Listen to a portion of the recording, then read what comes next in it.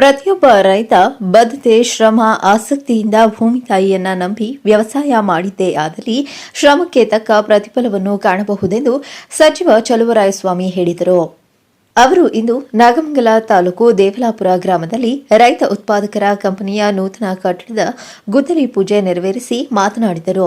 ರೈತರು ತಾವು ಬೆಳೆದ ಬೆಳೆಗಳಂತಹ ಬೆಳೆಗಳಿಗೆ ಉತ್ತಮ ಬೆಲೆ ಸಿಗಬೇಕಾದರೆ ತಾವು ಬೆಳೆದ ಬೆಳೆಗಳನ್ನು ನೇರವಾಗಿ ಉತ್ಪಾದಕ ಕಂಪನಿಗಳಿಗೆ ಮಾರಾಟ ಮಾಡಿದರೆ ಅಧಿಕ ಲಾಭವನ್ನು ಪಡೆದು ಆರ್ಥಿಕವಾಗಿ ಸದೃಢರಾಗಬಹುದು ಎಂದರು. ಪ್ರತಿಯೊಬ್ಬ ರೈತರು ಕೂಡ ಬೆಳೆ ಇನ್ಶೂರೆನ್ಸ್ ಮಾಡಿಸಿಕೊಳ್ಳುವುದು ಉತ್ತಮ.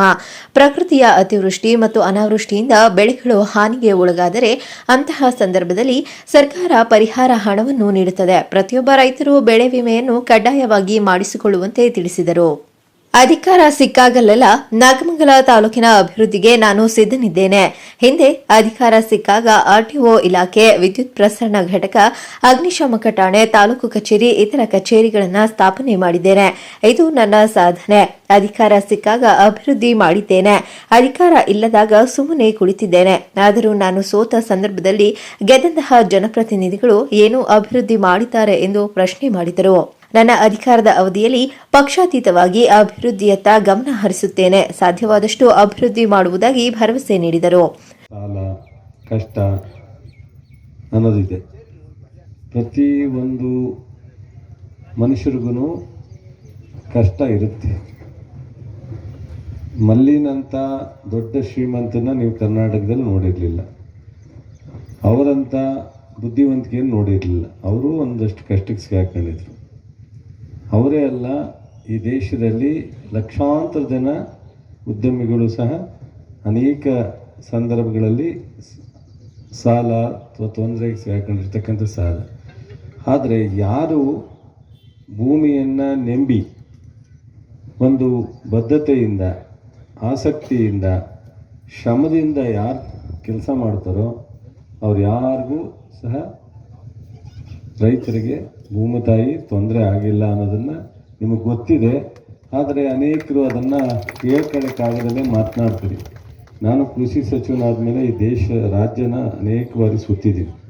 ಅನೇಕ ತಾಲೂಕುಗಳು, ಜಿಲ್ಲೆಗಳು, ರೈತರ ಜಮೀನುಗಳು ನೋಡಿದ್ದೀನಿ. ಯಾರು ಶ್ರಮದಿಂದ ವ್ಯವಸಾಯ ಮಾಡ್ತಾರೆ ಅವರು ಕನಿಷ್ಠ ಬಡ್ಡಿ ಇಲ್ಲದೇ ಇರೋ ಸಾಲ ಕೊಟ್ಟಿದ್ದೀವಲ್ಲ ಅದನ್ನೂ ತಗೊಂಡಿಲ್ಲ ರೈತರು. ನಾನು ವಿಸಿಟ್ ಮಾಡಿರುವಂಥ ರೈತರು ನೂರಾರು ಜನ ನಾನು ಹೋದಾಗೆಲ್ಲ ಕೇಳಿದ್ದೀನಿ, ನಾವಿಲ್ಲ ಸ್ವಾಮಿ, ನಾವು 1 ರೂಪಾಯಿನೂ ಸಾಲ ತಗೊಂಡಿಲ್ಲ, ಸಾಲ ಮಾಡಿಲ್ಲ. ಸುಮ್ಮನೆ 1 ಎಕರೆ 2 ಎಕರೆ ಇಟ್ಕೊಂಡಿರೋರು ಸಹ ಈ ಥರದ ಸಂಸ್ಕರಣೆ ಮಾಡ್ತಕ್ಕಂಥದ್ದು ಮತ್ತು ಬೆಳೆಯುವಂಥದ್ದನ್ನ ಮೌಲ್ಯವರ್ಧನೆ ಮಾಡ್ತಕ್ಕಂಥದ್ದು, ಸ್ವಲ್ಪ ಬುದ್ಧಿವಂತಿಕೆ ಉಪಯೋಗಿಸಿ ತಾಳ್ಮೆಯಿಂದ ಮಾಡುವಂಥ ಪ್ರತಿಯೊಬ್ಬ ರೈತರು ತನ್ನ ಸಂಸಾರದ ಎಲ್ಲ ಖರ್ಚನ್ನು ನಿರ್ವಹಣೆ ಮಾಡಿ 10-20 ಲಕ್ಷ ರೂಪಾಯಿ ಲಾಭವನ್ನು ವರ್ಷಕ್ಕೆ ಪಡೆಯುವಂಥವ್ರನ್ನ ನೋಡಿದ್ದೀನಿ. ಸಾಕ್ಷಿ ಕೊಡಬೇಕು ಅಂದ್ರೆ ಕೊಡ್ತೀನಿ ಸರ್, ಅವ್ರ ಮನೆಗೆ ಹೋಗಿ ನೋಡಿದ್ದೀನಿ. ಅದನ್ನು ನಾನೇನು ತಮಾಷೆಗೆ ಉದಾಸೀನಕ್ಕೆ ಹೇಳಲ್ಲ.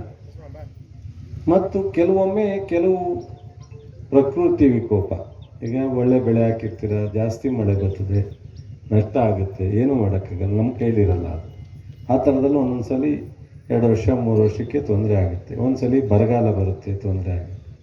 ಇದೇ ಸಂದರ್ಭದಲ್ಲಿ ಪಾಂಡವಪುರ ಉಪವಿಭಾಗ ಅಧಿಕಾರಿಗಳಾದ ಶ್ರೀನಿವಾಸ್, ತಾಲೂಕು ದಂಡಾಧಿಕಾರಿಗಳಾದ ಆದರ್ಶ, ಮಂಡ್ಯ ಜಿಲ್ಲಾ ಕೃಷಿ ಜಂಟಿ ನಿರ್ದೇಶಕರಾದ ಅಶೋಕ್, ಕೃಷಿ ಉಪನಿರ್ದೇಶಕರಾದ ಭಾನುಪ್ರಕಾಶ್, ಸಹಾಯಕ ಕೃಷಿ ನಿರ್ದೇಶಕರಾದ ಹರೀಶ್ ಹಾಗೂ ಮಂಡ್ಯ ಕಾರಸವಾಡಿ ಮಹದೇವ ಸೇರಿದಂತೆ ಇತರರು ಉಪಸ್ಥಿತರಿದ್ದರು.